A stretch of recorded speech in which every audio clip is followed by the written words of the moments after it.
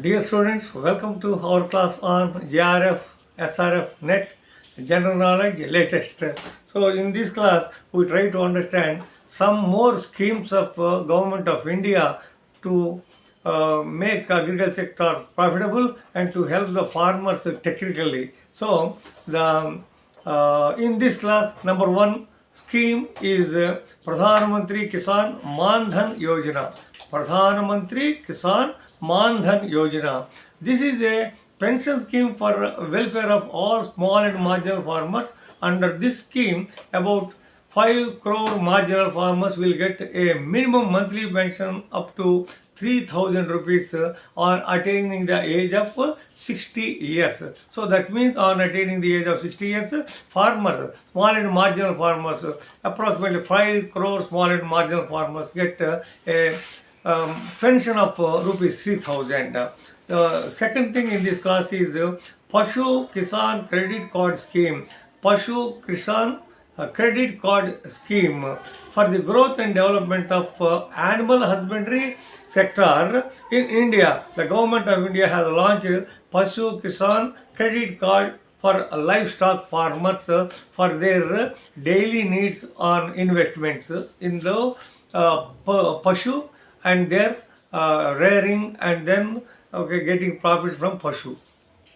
Then Dairy Entrepreneurship Development Program. Dairy Entrepreneurship Development Program. Actually, during the year 2005-2006, a scheme called Venture Capital Scheme for Dairy and Poultry was launched.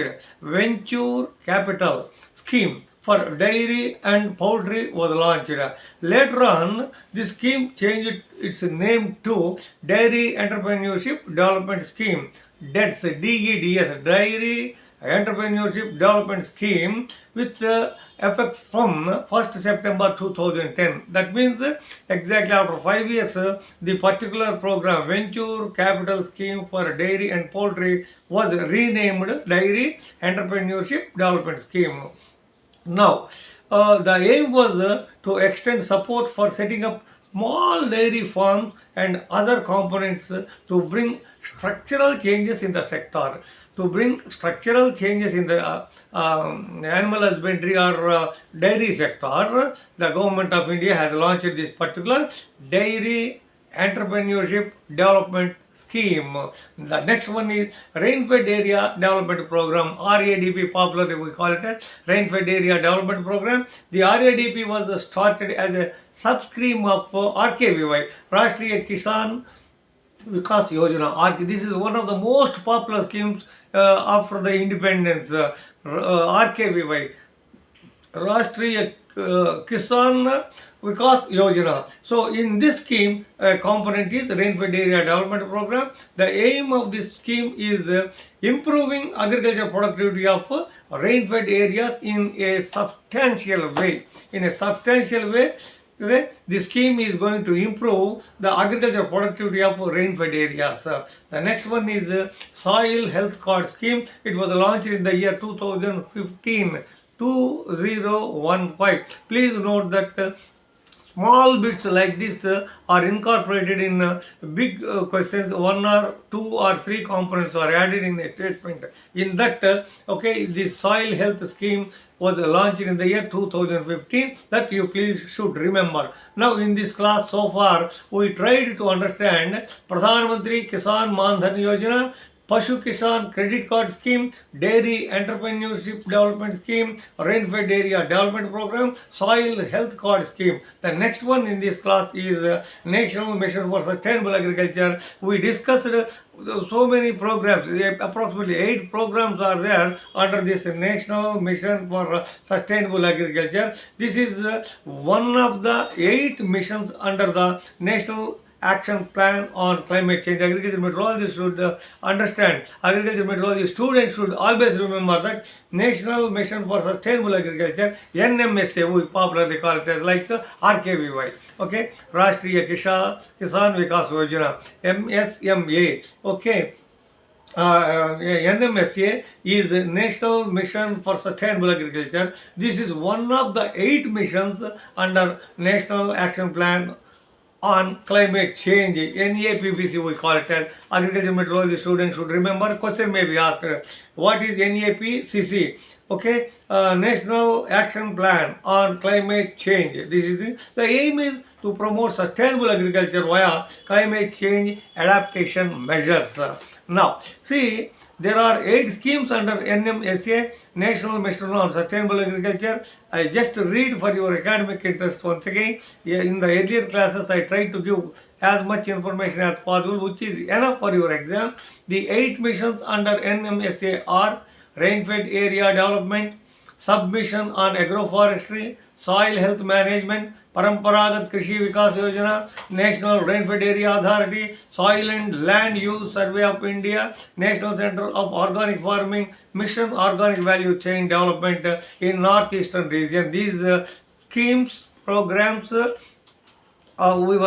have discussed already in the previously. Now, in a nutshell, to just come to a conclusion on so far what all we have studied as far as Government of India programs are concerned, programs or missions or schemes for the development of agriculture and dairy, animal husbandry as well, including poultry. So now, so the Government of India schemes are under NM.Sc, Rainfed Area Development Program, Soil Health Card Management, Paramparagat Krishi Vikas Yojana, Pradhan Mantri Kisan Samman Nidhi Yojana, Pradhan Mantri Kisan Mandhan Yojana, Pradhan Mantri Fasal Bima Yojana, Kisan Credit Card Scheme, Pashu Kisan Credit Card Scheme, Pradhan Mantri Krishi Sanchai Yojana, E-NAM means National Agriculture Market, Dairy Entrepreneurship Development Scheme.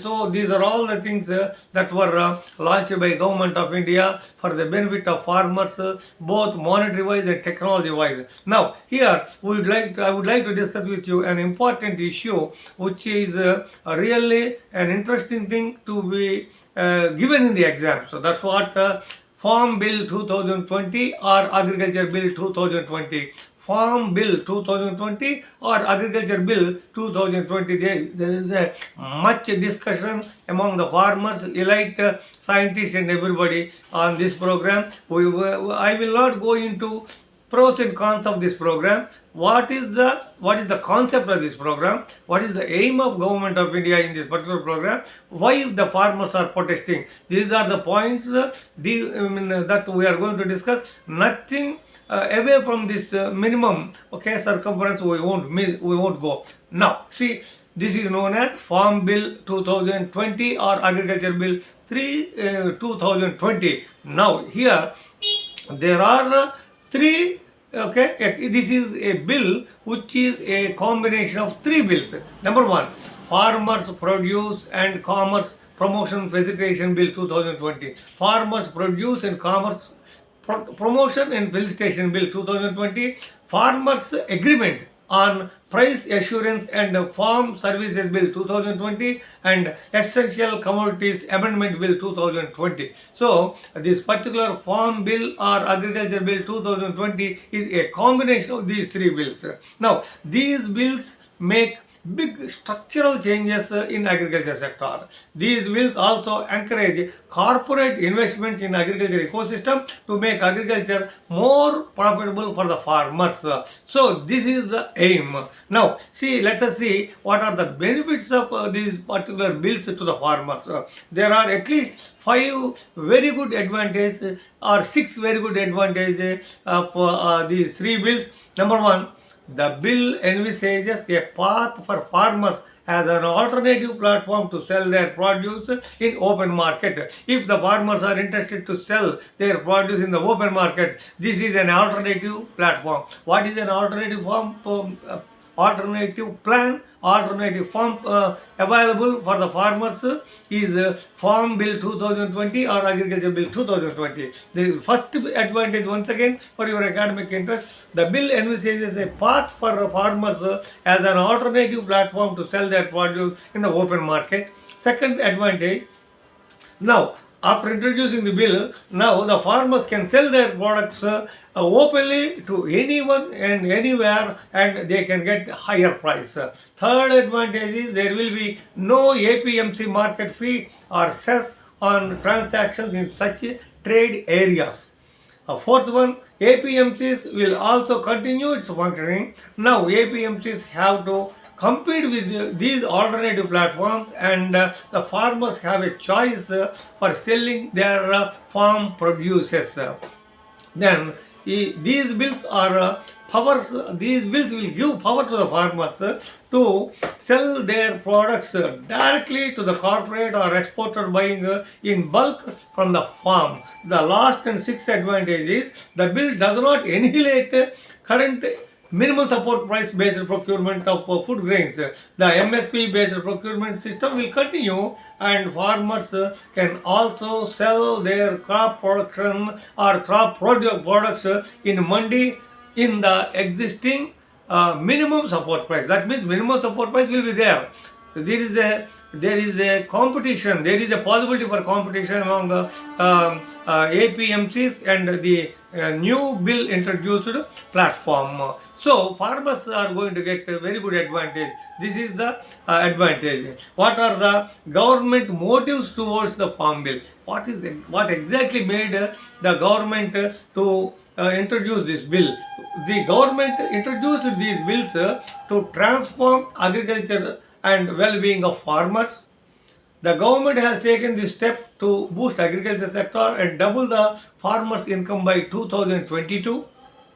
Government has thought that freeing of agriculture sector will eventually help in better pricing due to competitiveness in the market. When farmers start selling their products to corporates and exporters directly, it will induce the corporate sector to invest in the agri ecosystem.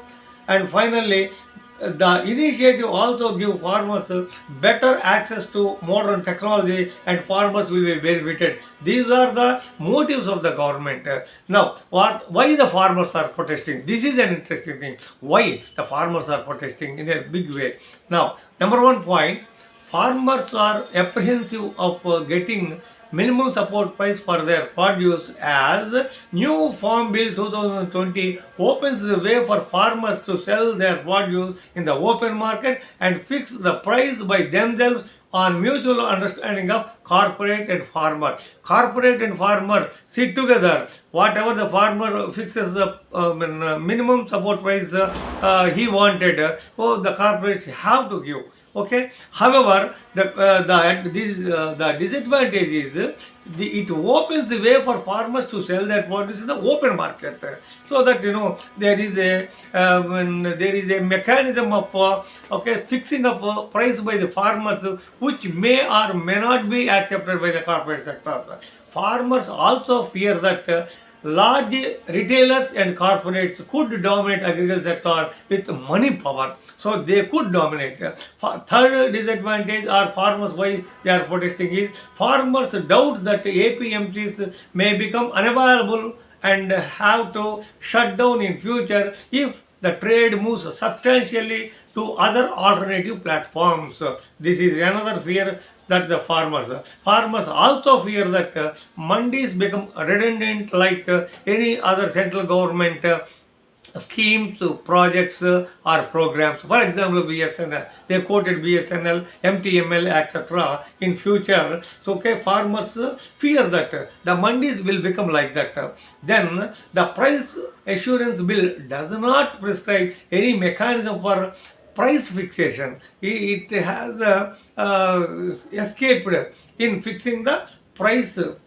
Thus, there is a apprehension in farmers that free hand given to private corporate houses could lead to farmers' exploitation. Finally, the farmers also fear that the Essential Commodities Ordinance removes pulses, oil seeds, edible oils, onion and potato from Essential Commodities Act.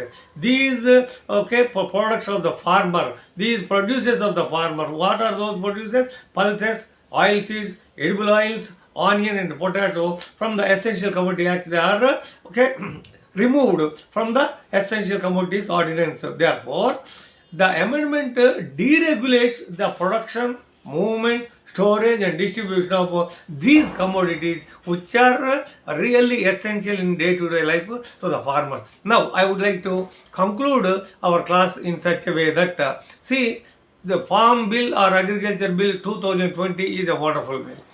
There are, the government of India is open, okay, to help the farmers, not only with prices but also with technology. However, the farmers' apprehensions are also equally important here, because once the corporate houses enter into the agriculture sector or environment ecosystem, they dominate it, like some other programs of government of India. This is what I would like to share with you in this particular class. Thanking you very much for your very patient hearing.